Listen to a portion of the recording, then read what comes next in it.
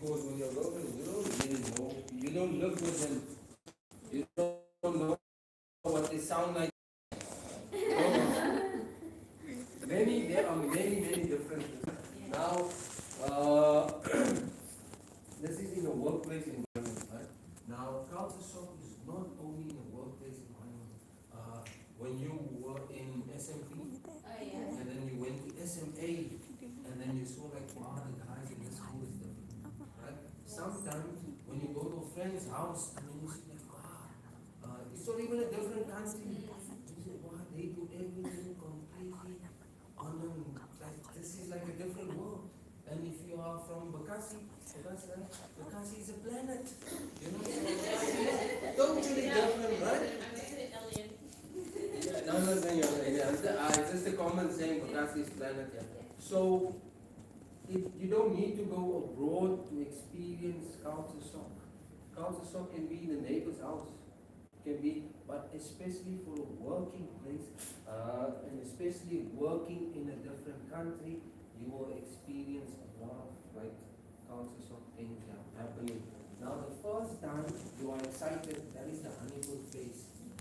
After you get there and you actually start to work, now you realize, wow, this is actually not what I expected. In English, we say the grass is not always green on the other side, right?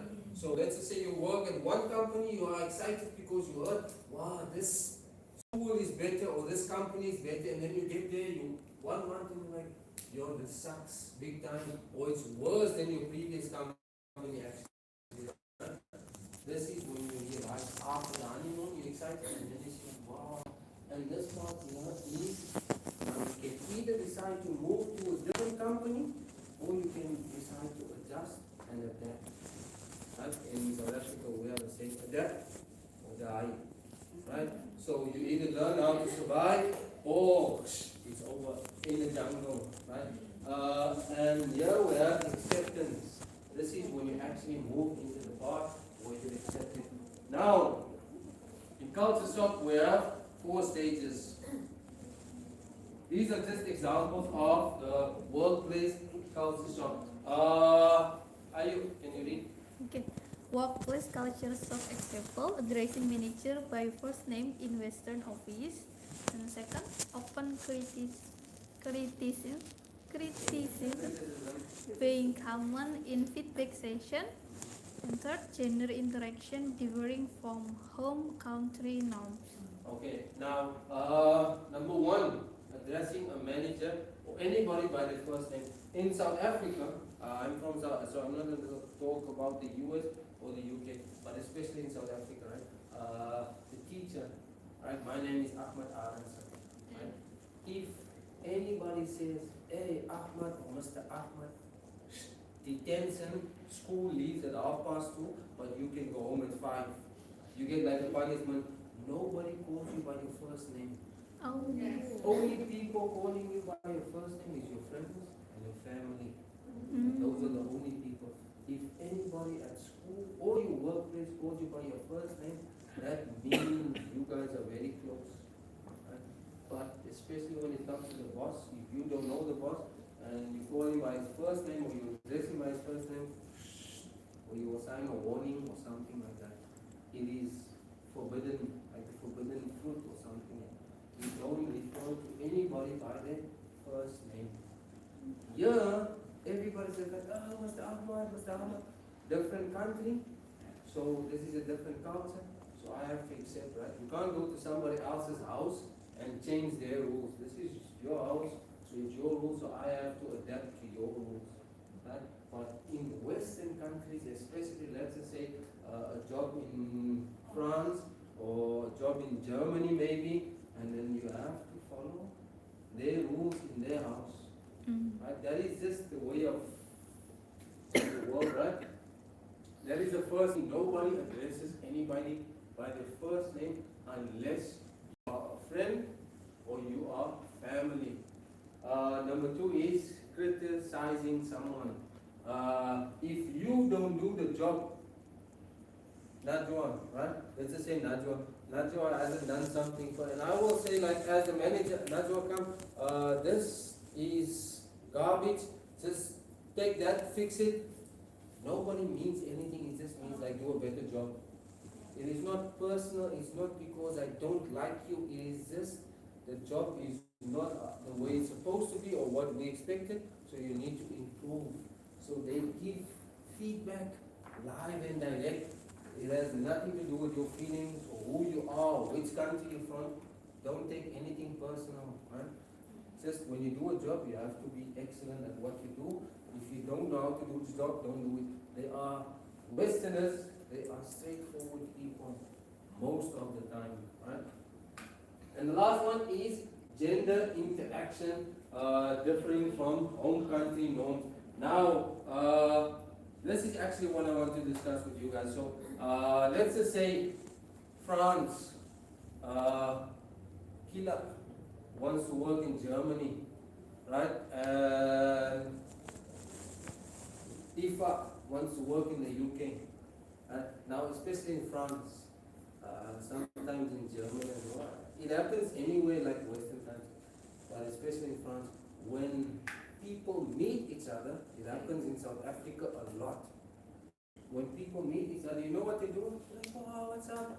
On the side, on the cheeks, and you might think like, oh, this is disgusting, or no, it's haram, but they don't even feel any. It's just normal. You greet someone like on the side, and then like, oh, haram, papi, huh? I don't like this. Everybody wants to kiss me. It happens, right? That is part of their culture. So you either find a way or solution to the problem, but people, they often do that. South Africa on Eid, you say Eid Mubarak or something, and then people, they kiss each other. It is kind of, it is forbidden, not kind of, it is forbidden, but where I'm from, they still do it, it's a norm. Not only males and males and females, whether they know each other or they don't know each other, they still do it, right? So, especially for this, you guys are Indonesians, right? So if another man comes to you and kisses you on the cheeks, will you allow that? Yeah, are you guys thinking about it? Would you allow that? No, right? Our face is like, obviously not. But it happens in Western countries, so don't be surprised. And it is not about them picking on you or you are a victim. It is part of their culture. Right? One thing that I want to, okay, I'll talk about it later. Okay, now my wife, you guys know in Makassi there's a school called Victoria. Victoria is a very prestigious school. Yeah. Most of the teachers, like 90% of the teachers are from England, Canada, South Africa, and so on. Yeah. 90%. It's a very prestigious school. Yeah. And my wife has a friend. She had a friend. One of the locals, right? This is part of culture soccer and in the workplace. So this girl, we don't judge anybody by their religion, right? Whatever religion, we have to respect and tolerate. Be tolerant, when it comes to religion. So whether you have a different religion, it is perfectly okay. You do your thing, I do my thing. In South Africa, talking about religion and politics, and most of the companies, it is actually not allowed here. Because people, they have debates and they can start fighting and arguing, having differences when it comes to, so religion and politics is not allowed to be discussed in the working place. My wife has a friend, she had a friend, she's Muslim, right? And then she worked at the place in a school in Indonesia, in Bekasi. And my wife, friend, she wears hijab, like the scarf, right? And like you guys, like the tobe and normal stuff, it's like part of the culture, right? Part of the religion. Yes. Now, because most of the teachers in that school, they are foreigners, right? And I'm a foreigner as well, so I know, like, it's different. Like, South Africa is not, like, the minority is actually Muslim, right? So most of the people are Christian and so on. And sometimes it's very revealing, but where I'm from, it's normal. I'm a guy, it's even nice sometimes, right?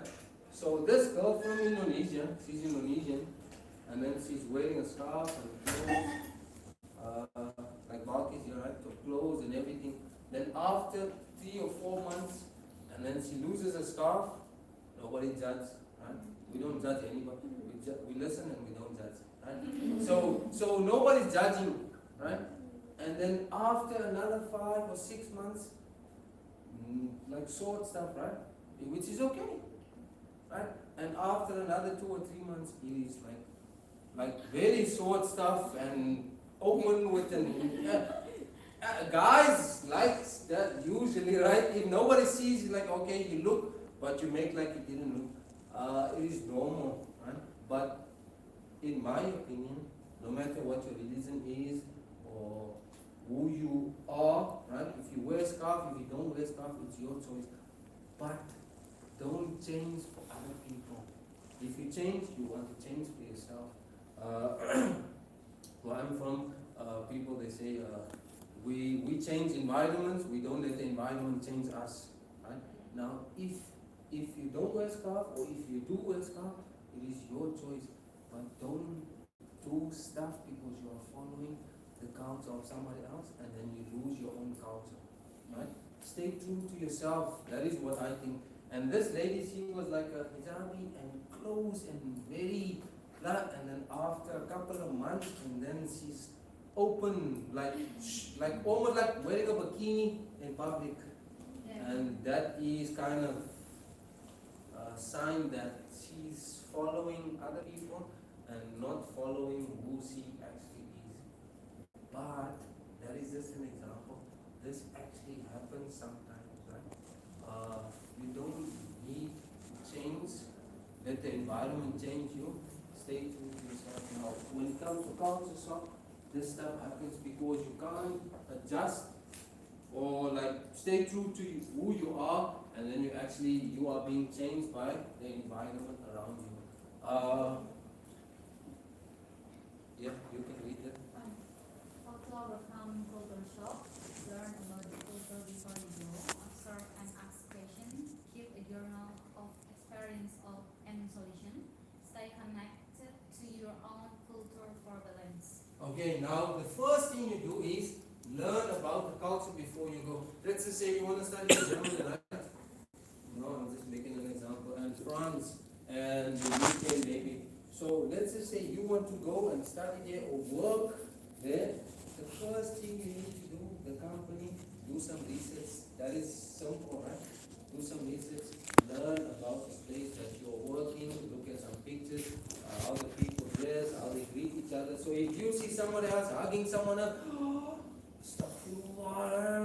it is normal there. It might be different, but before you go, at least get some information so you know. So when you get there, yes, it might be a bit of a culture shock, but you will prepare because you actually learn about the place before you went there. Right? Be prepared wherever you go. That is not only in Germany or France or the UK, even here in Indonesia, some places work better than I noticed this, a girl that I know, one place, she's also wearing a scarf, but so when she works at that company, she's not allowed to wear a scarf. Right? It's company policy. So you either take the job or you don't, but don't get there and you are surprised. Learn about any place before you actually go there. Okay, number 2 is observe and ask questions. Wherever you go, you have to ask questions. How do they do this and this and that? Even before you actually get the job, right? Usually, or it's most common, you go for an interview, right? And then during the interview, they ask you, do you have any questions? Yeah. Now that is the perfect time, and then you tell them like, listen, I'm Christian. This is a Muslim company. What is the rules according to blah blah blah and this and that? So you can ask questions, or you can say, listen, I'm Muslim. According to my religion, I'm not allowed to do this. And so, we respect every religion and this and that. But before you go, learn about the place, and when you go for the interview, this is actually first. Ask questions. And don't be like, afterwards they ask you, do you have any questions? And then you said no, and then when you get there, they're like, I didn't know this. Why didn't you ask before you actually got the job, right? So you need to ask. Number 3, while you are working at the place, right? So let's just say Balkis and Kila and Ifa, Cambridge maybe, Germany, and France, Paris, right? So you work at this company, there's a guy,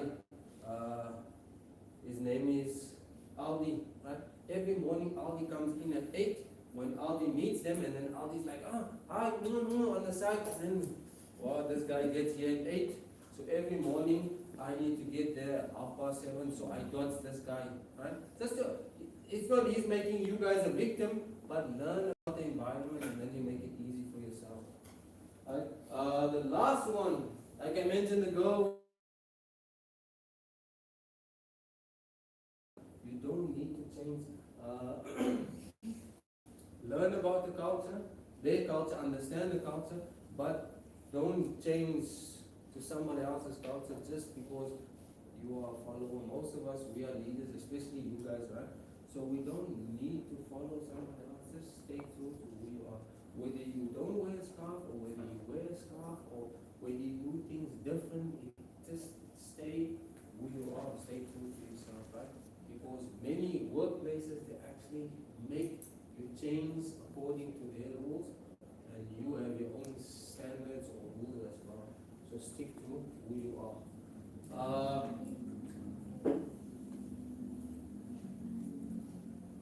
Okay, now what we are going to do, we're going to partner you guys up. Remember, like I said, okay, before we do that, does anybody know the difference between culture and tradition? Culture and tradition, what is the difference? You wanted to say something, right? No, I don't see any difference. What is the difference, in your opinion? Culture and tradition? Yeah. Perhaps if you ask me the What's the second one? similarity between culture and traditions, that both are human. Okay, yes, definitely. You know the difference? Okay, it's okay, we are learning together. What's the difference between culture and tradition? Culture, I think it's more like exactly something that you learn from the people of your kin, of what they actually think of the way of life. Whereas tradition is really more on the act of what your kin is doing. Okay, nice, interesting. Next one. The difference between culture and tradition. Culture maybe like mindset. The mindset, okay. If Tradition. tradition is some Apa sih? It's like now like the end. the value that pass from turun temurun. From generation to generation. What is your opinion, Jan? The difference between culture and tradition.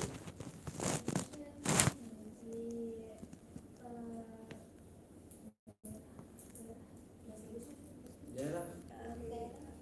Daerah. What? Community. Area. Area. Okay, the area.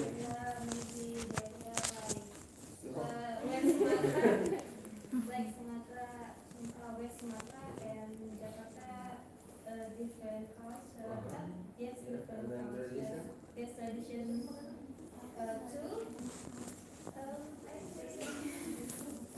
Don't need to search on. Okay, you actually, we'll talk about that later. It's actually another word I want to discuss with you guys. But the most, to actually simplify it is, culture is something on a bigger scale, right? Tradition is something smaller. So let's just say you have a family tradition. Every Friday, your family comes together, you have lunch together. That is a family tradition.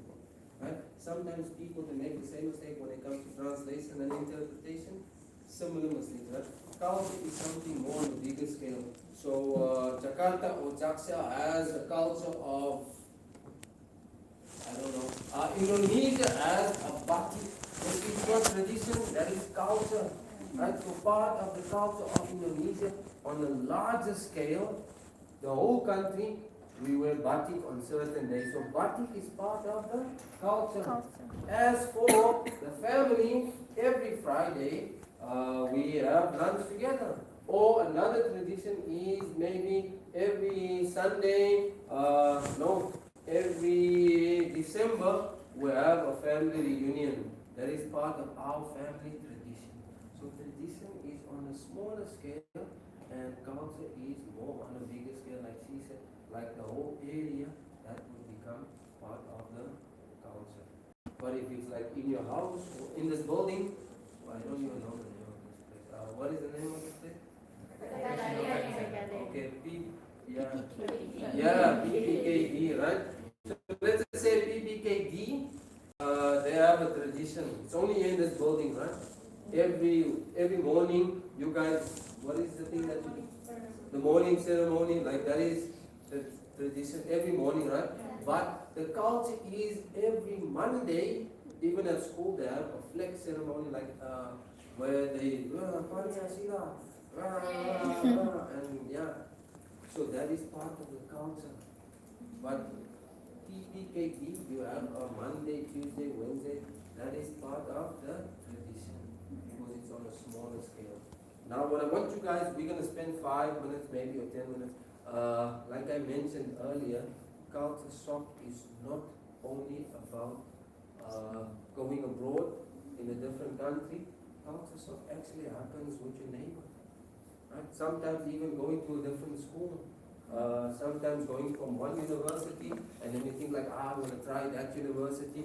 When you go there, like, wow, things are way different from Open University and Jakarta or whatever university. They do things on a complete different scale or level, right? Now what I want you guys to do just one time where you actually experience culture shock. Right? So what I want you guys to do is, and if possible, because this is still part of English lesson and so on, right? So if possible, try to speak 100% only in English. Unless you don't know, you can Google, giggle, smiggle, wiggle, certain words, right? But if possible, use English. You guys can sit together, two of you, and the two of you discuss once in your life when you experience culture shock, right? Two different stories, the two of you together. Just turn your tables around maybe, and the two of you, two of you, two of you. 1, 2, 3. Okay. Yeah, you too. Okay, you can sit here. Have you ever experienced culture shock at work or school, Fitri? One time when you experience Work or school? Have you ever experienced culture shock? everybody experiences Maybe in school was in the work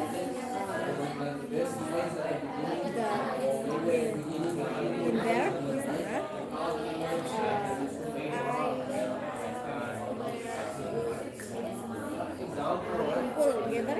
I together with some people from another place, Another city? another city from Papua, from Java, East Java, West Java, Jakarta or Betawi, and then Lampung, and Palembang.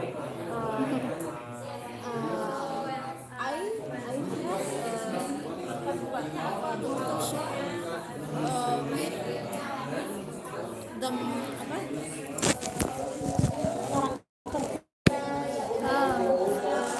Their character. With their character.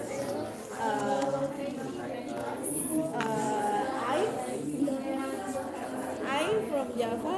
I have a culture shock with their character. If from Lampung, from Palembang, she speak with loud. I see.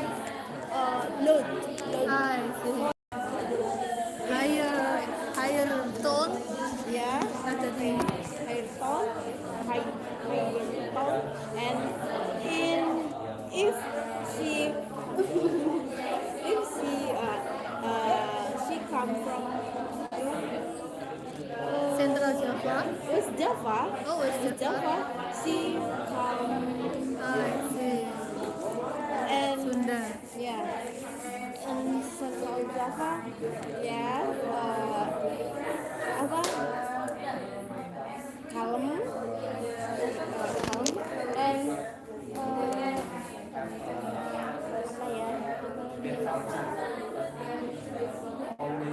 What caused it and how did you deal with it? what caused it and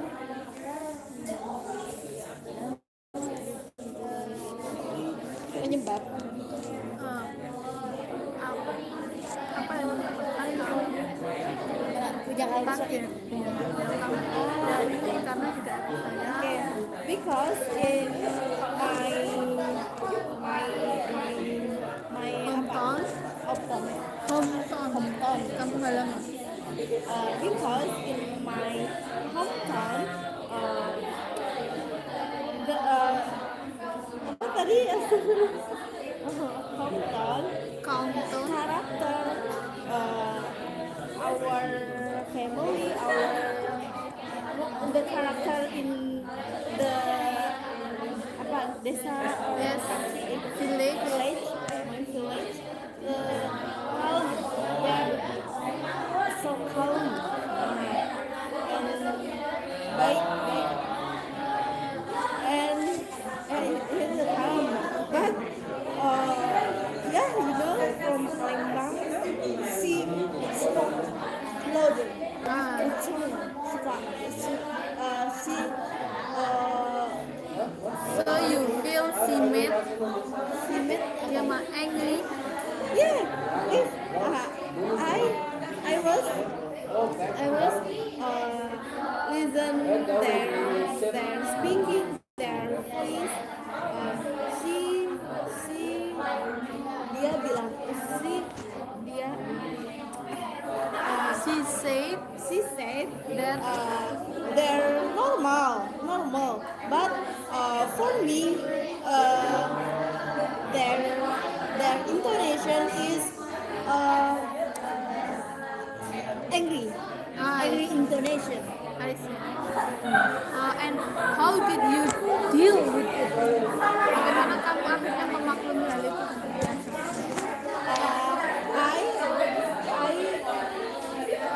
I do deal with it. I do deal with it with I learn their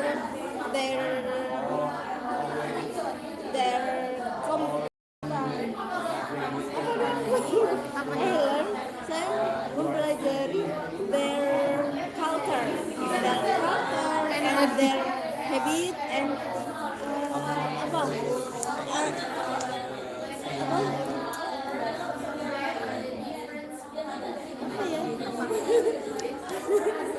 ya udah itu aja lah their culture and their habit.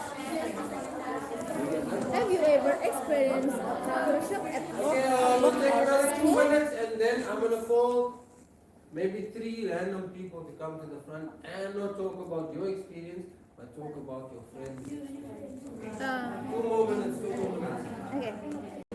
Nggak maju nanti aku jelasin. Apa? Maju jelasin. Sebelumnya aku juga punya culture. I have Culture shock? Yes, about Indonesian and so. Especially from Madura.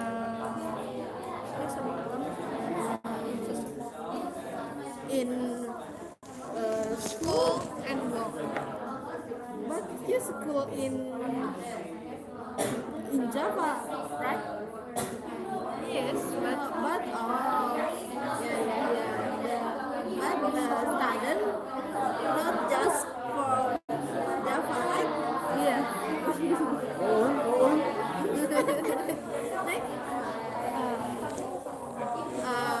Many people in Campus. yeah.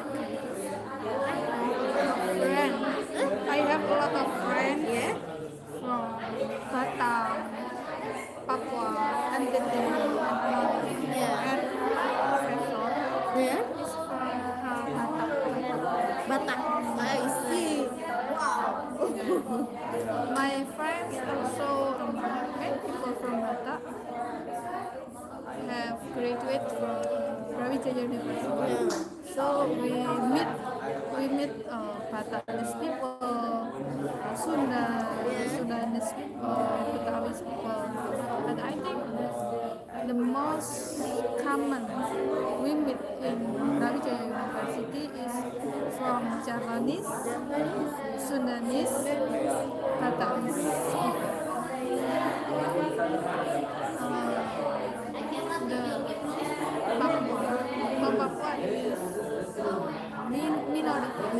The majority is Bataknis, Javanese, Sundanese. But if Batak means so louder, higher voice, Yes. And Papuan is dia suka marah. Oh, often angry. Yes, right? But I don't have friends from Papua. I have Papuanis. Next, So how did you deal with Papua people? Apa? Except I learn with I learn Okay, tradition.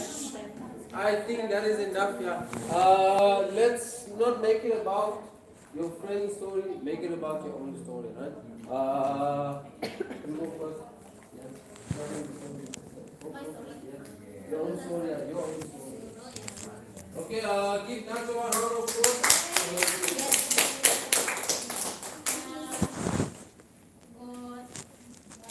So, Good morning, everyone.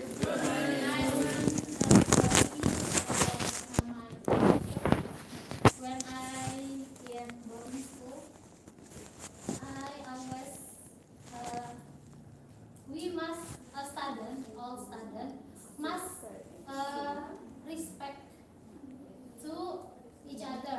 But in my opinion, that is too much. Yeah, understand? Too much because if we meet with like brother class or sister class, senior, yeah. If we meet or see with a senior, we must walk like this, or we like this. I know that is some respect, but I think that too much. Yeah, after I exit, so I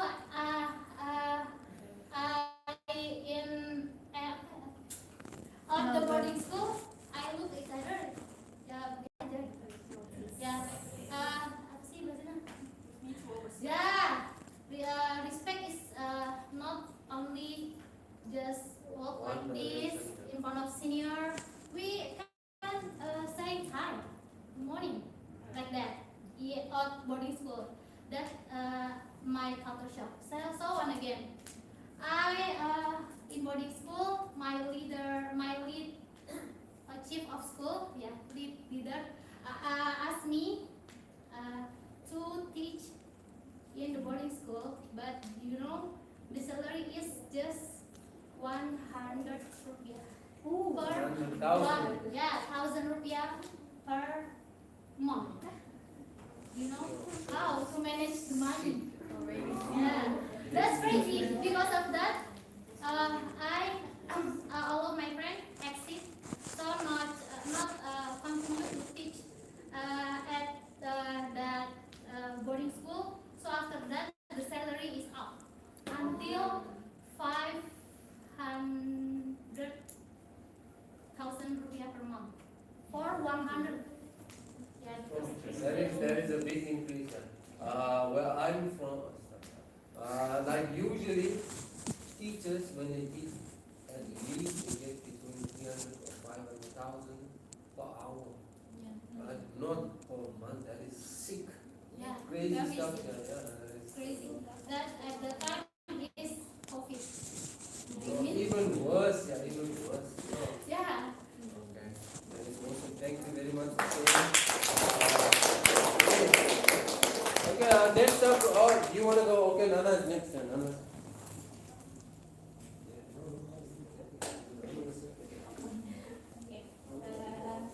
Hello everyone. Hi.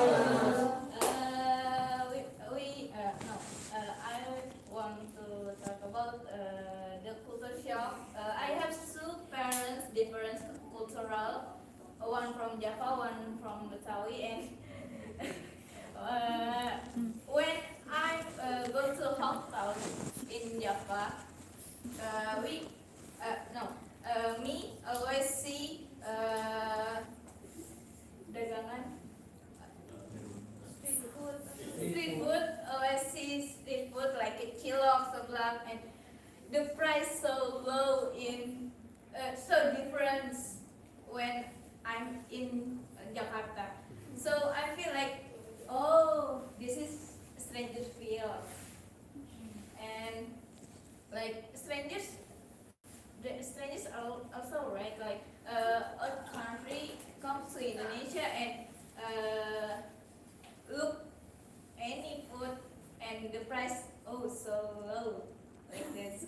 And I buy cilok, and no, I when I'm Java I buy Java rawon. Oh yeah. Rawon is rawon, the price is 9,000. Huh? 9,000 with rice. Wow. With rice. This is my Di jalan. yes, and this my culture shock. In Jakarta 25, right? Yeah. Yes, it's 25. Not include rice. And, yes, and I'm in Java 9,000. Wow, and also want to go to home again. My cousin, the family, the family from mother, always this salad fruit from Java, one cup. Yes, and this is durian. This is many food, and in the car I go Java just oh so long the seat, and go to Jakarta again. Oh, this is so like full in the car from any food, and from my parents. I have story again. Culture shock. My parents, well, Lebaran, always with another people. I'm extrovert, but my energy no always from morning until night. Always. Hello. Oh, I'm fine. You married? Oh no. Yeah. Yes, I always have a question. Yes, I'm here in Jakarta, but in Lebaran always say same question. Yes.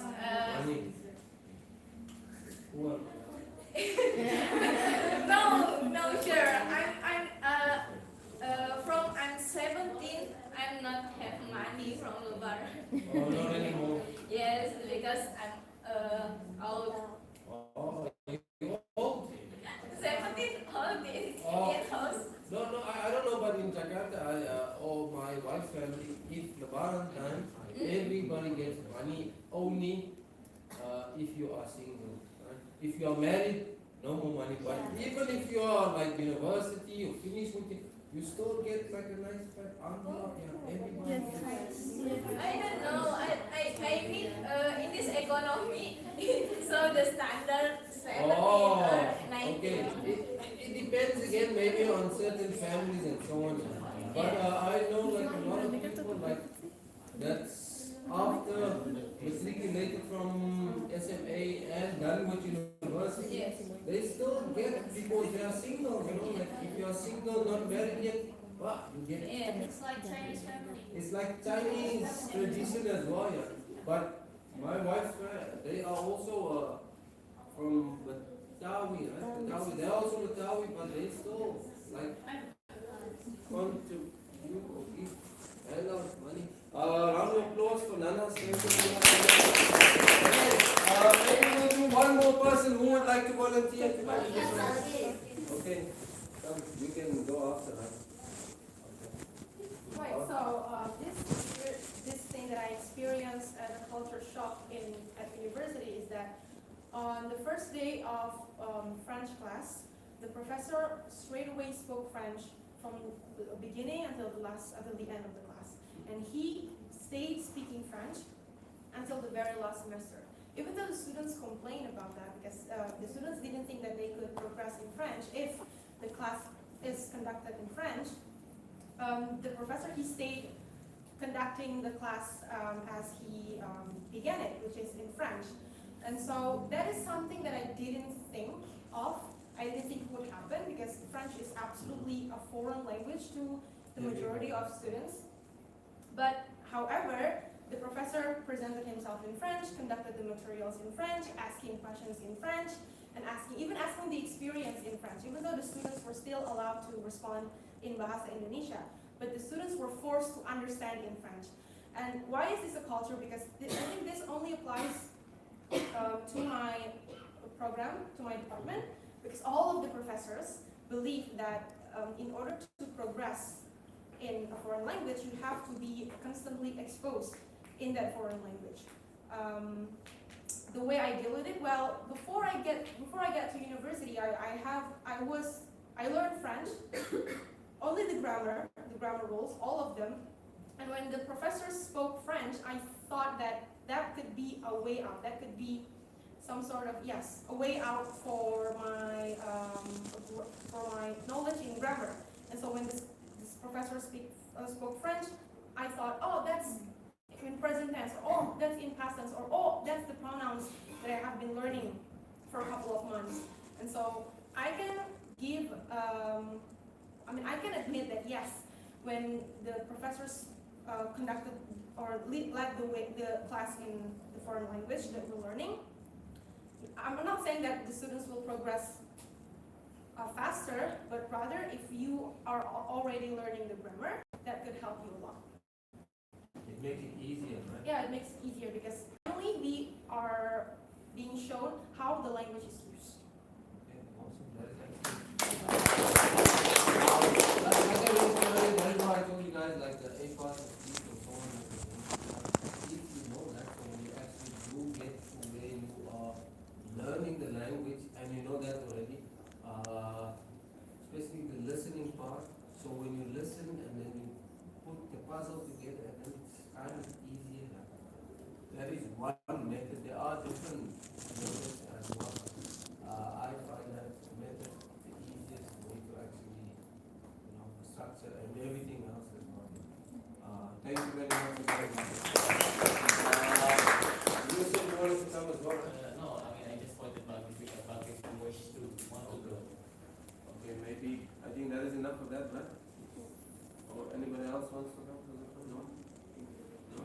Okay, so working place environment, wow, that is about that.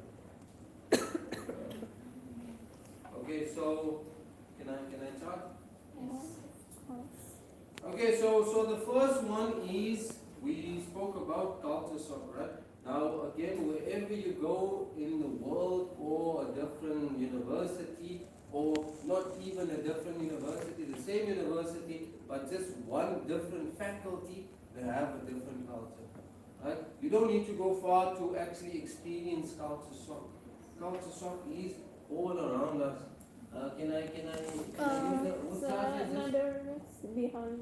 Oh, behind where? Behind you. Behind you. No. Oh, That one. okay. No. Behind you. Oh, behind me. My bad, I'm sorry. Culture shock. Shocking.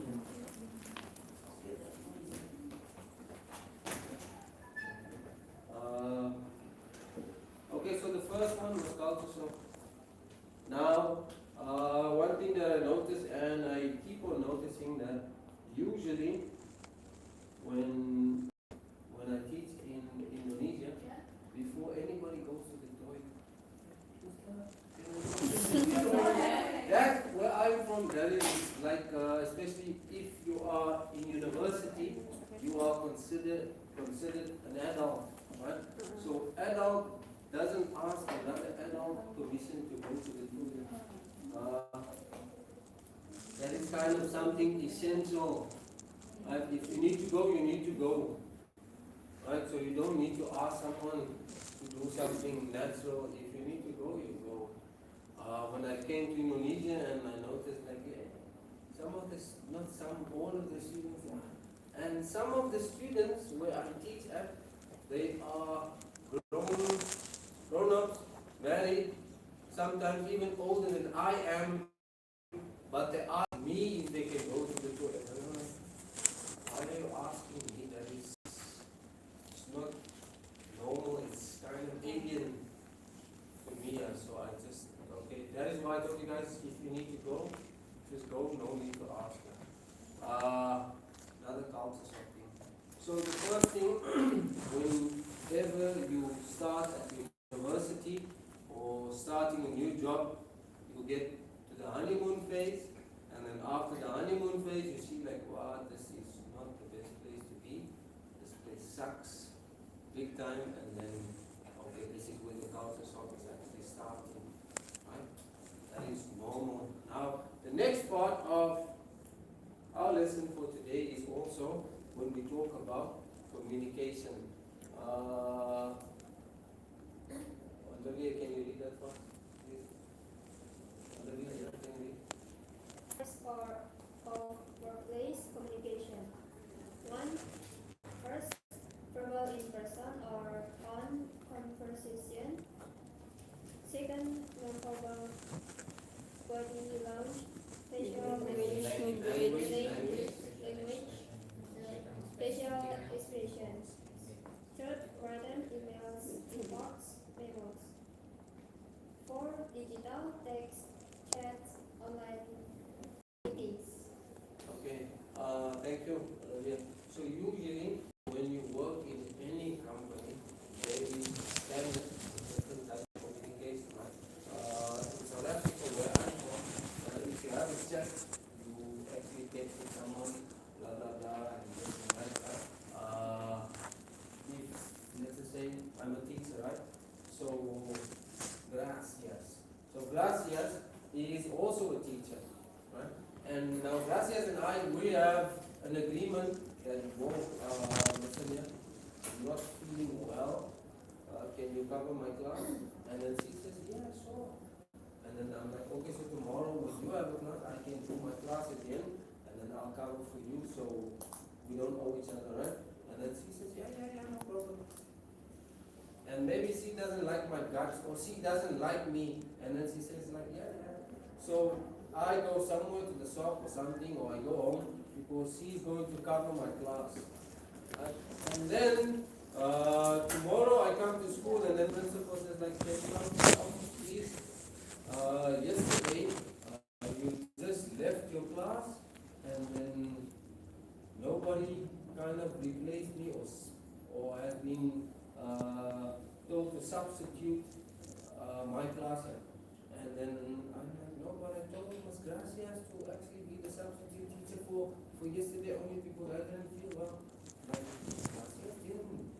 She wasn't a substitute teacher. Nobody actually did the class. So the students, they didn't have any guide in the class or someone to actually watch over them.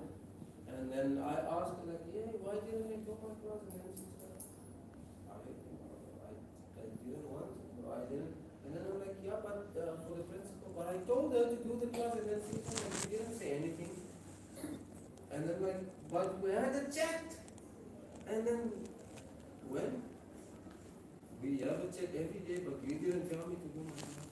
So, where I'm from, or based on my experience, it happened to me more than once, right?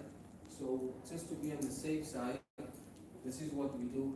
I either text you, like send you a message, and we reply and I take a screenshot because you can delete your messages, right? So the other thing that you can also do is email each other. So, hey, Ms. Gracias, blah, blah, blah. Can you please do that? And then if you don't reply, okay, I'm taking that as a no. But if you do reply, well, I have evidence. So if things hit the fan, and then I know I'm on the safe side, right? We had a verbal agreement, or we had like an email, we had a written agreement, in other words. So try to always be on the safe side, especially in Western countries, right? People, I don't know if it's not only in Western, but people that are conniving, they can stab you in the back at any time. I honestly, I don't trust anybody. I love everybody, but I don't trust one single person. Right? I only trust myself. I don't. So rather to be on the safe side, don't just like somebody say, okay, I'm gonna do this and do that, and expect them to do it. Right? If they don't do it, it's okay. But expect nothing from nobody. Always be on the safe side. Now this, again, this is part of communication. When you are in a working environment, try to be professional. Again, at the beginning, what was the first? Culture shock, right? So even if you meet the boss communicating, you don't just say, no, let's just say, Al is my boss. Al, what's up, man? There's no what's up. That is unprofessional, right? So communicating is also very important when it comes to the working environment.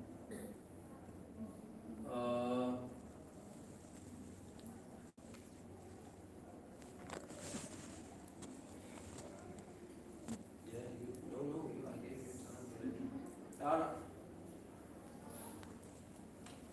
Formal use with real clients official manner. Example, good morning, Mr. David. I hope you did not answer. And the informal use with coworkers or familiar contacts. Example, hey Alex, do you have that file? So there's a different way of using a language, right?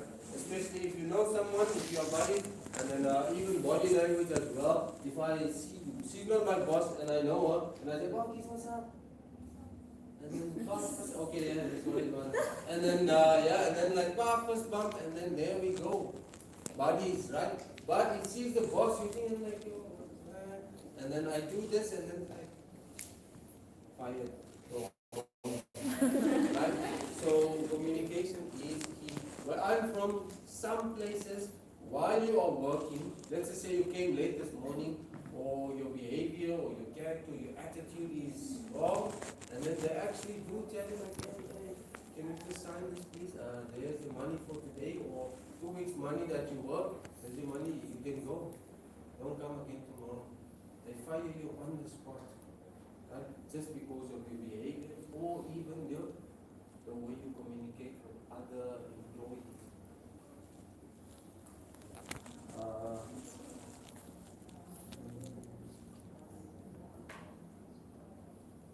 Naruto, can you read? I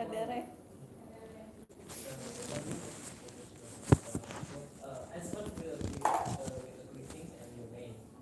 Then speak clearly and professionally. That was required. And fourth, confirm the before and the after. Okay, does everybody understand? So let's just say you are customer care, right? Like customer service, and then somebody calls you, and this is very common. Like at home, I did this a lot, and like I told you guys, my mother was a very sick person. I used to run to the phone to pick up the phone, and then I take a message. When I put the phone down, and then my mother asked me, "Who was that?" I can't remember, like literally. That guy, I forgot, right? This is what happens now in the workplace. First thing you need to do is like, and my mother, she got that into us as well. Like when you answer the phone or when you pick up, you have to greet, right? Like oh, assalamu alaikum. You're speaking to Ahmad. Who's speaking? And then they tell you like, listen, this is this person, but this is the formal way or most ethical way to actually answer the phone. You pick up, you tell them your name so they know who you are speaking to. Especially if you are not a client, right? You are customer service here. Speak clearly and professionally. This is the most important part actually. Okay, this is just as important, but this is what usually happens. They tell you like there's a complaint, right? So Balkis bought new heels for the wedding reception, right? And on Sunday when she got out of the car and plop, the heel broke. But she bought the shoes on the Saturday afternoon or something. And then the next day it broke. And she didn't bring spare shoes and disappointed because she didn't want to go inside of the building with broken shoes all day, spoiled. Now she's calling Ironisa here, right? And she's customer care and she's saying like, wow, this new shoes broke, but you know, angry clients or angry customers, no matter what they do, in English we say the customer is king. No matter what the customer says, you have to be calm and even though you think in your mind, I don't mind if it's going to be or something, I didn't say yes, yeah, no problem, we are so sorry, and you know what, you have to take notes, right? All of this, and whether you like what she's saying or whether you don't like what she's saying, you have to take notes. This is just being professional when answering calls. Like I said, it happens many times when you are supposed to take a number and then you forget the number. Sometimes you remember the number, but you don't know whose number this is because you didn't take a note or write down the name. You forget. It is very important to take notes. Also, let's just say if you don't take notes, before you actually put down the phone, you confirm with the client on the other side. So the problem is this, it's only the deal. The company actually offers to give you 50% discount on a new one. Or if you buy a second pair, if you buy one, we'll give you one pair for free. Right? So no refund policy, things like that. That is how they trick you to buy more and more stuff. So before ending the call, you have to actually confirm details and so on.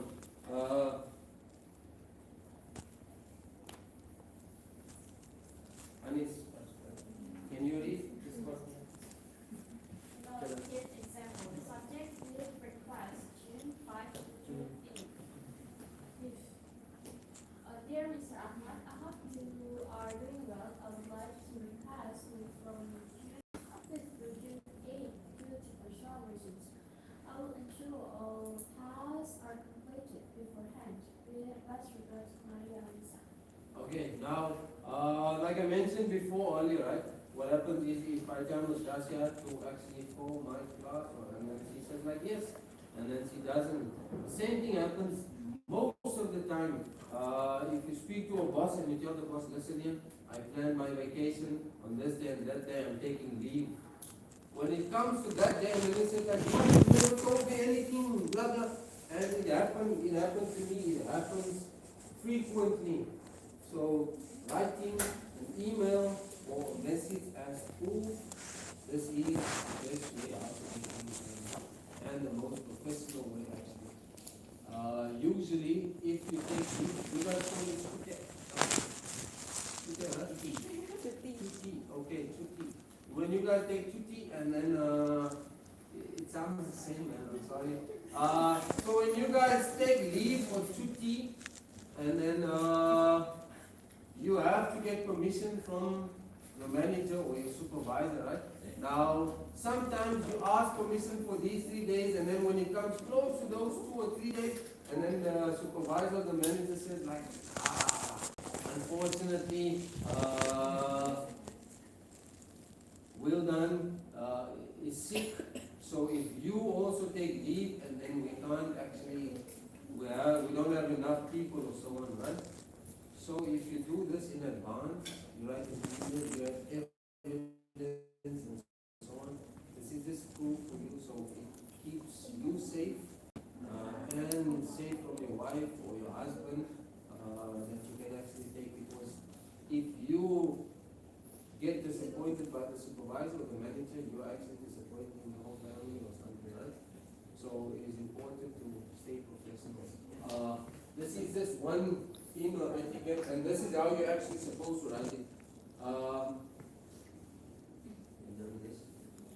Okay, so again, we have formal and informal. Usually the informal is if you guys are work buddies, classmates, and then you can communicate any which way you like, right? But if it's your superior or you guys, the teacher is Ms. Rara, right? So do you talk to Ms. Rara the way that you want to know, right? You have to, there's like a certain manner how you speak to her.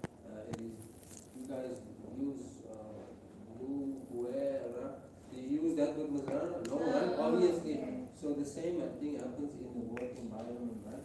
There's a time when you can use the informal with a work buddy, and then there's a time where you have to use the formal language with the supervisor or the manager or something like that.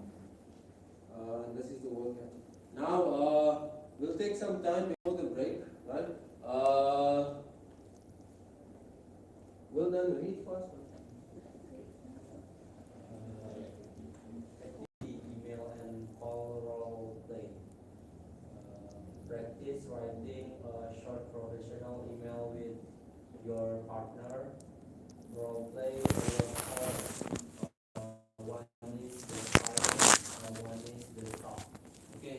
Now, because we actually, earlier we just did like the person next to you, right?